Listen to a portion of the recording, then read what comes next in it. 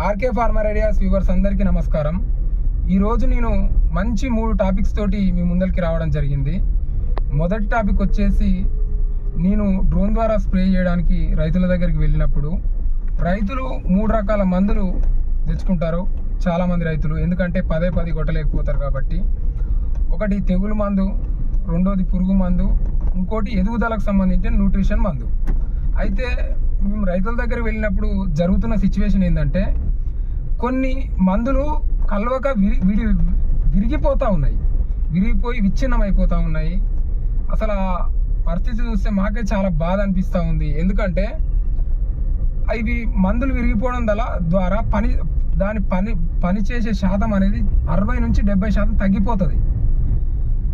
అయితే నేను ఒక రైతుల అభివృద్ధి కొరకు ఒక నిర్ణయానికి వచ్చానండి.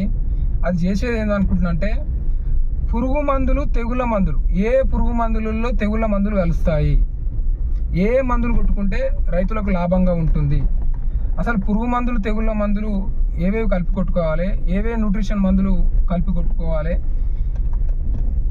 దాంతోపాటుగా రైతులు తెగుల్ని ఏ విధంగా గుర్తించాలి, తెగుల్ని గుర్తించిన తర్వాత మందులు కొట్టుకునేటప్పుడు రైతులు ఏ విధమైన జాగ్రత్తలు తీసుకోవాలంటే, పంట పొలాల్లో నీరు ఎంత ఉంచుకోవాలి అనే పూర్తి స్థాయి సమాచారాన్ని తెలియడానికి ముందు మంచి వీడియోలు చేయడం జరుగుతుంది.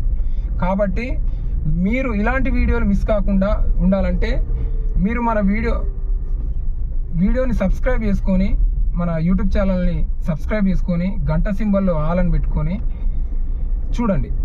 దాంతోపాటు ఇంకో రెండో విషయం ఏంటంటే, మనం చాలా ప్రాంతాలు తిరుగుతూ ఉన్నాం. దాదాపు నేను ఒక 30 గ్రామాలు తిరుగుతూ ఉంటాను.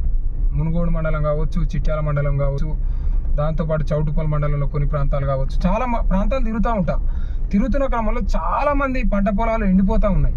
ఎందుకంటే 3 సంవత్సరాల నుంచి చెరువులు నిండలేదు కాబట్టి గ్రౌండ్ వాటర్ అనేది అడుగంటిపోవడం జరిగింది. అడుగంటిపోవడంతో అసలు బోర్లు పోయాక రైతులకు ఆశించిన ఫలితాలు రాలేదు. రైతుల పంట పొలాలన్నీ ఎండిపోయాయి. పెట్టుబడులు కూడా రైతులకు చాలా వరకు మీద పడడం జరుగుతుంది. కానీ ఈసారి వాతావరణ శాఖ ఏం చెప్తుందంటే, జూలై ఆగస్టు మాసాల్లో మంచి వర్షాలు ఉండబోతా ఉన్నాయి అని చెప్తా ఉంది. కానీ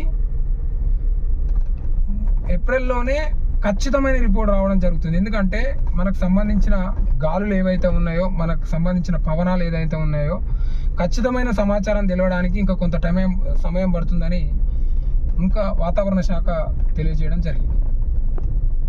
దాంతోపాటుగా 3వ టాపిక్ ఏంటంటే, చాలా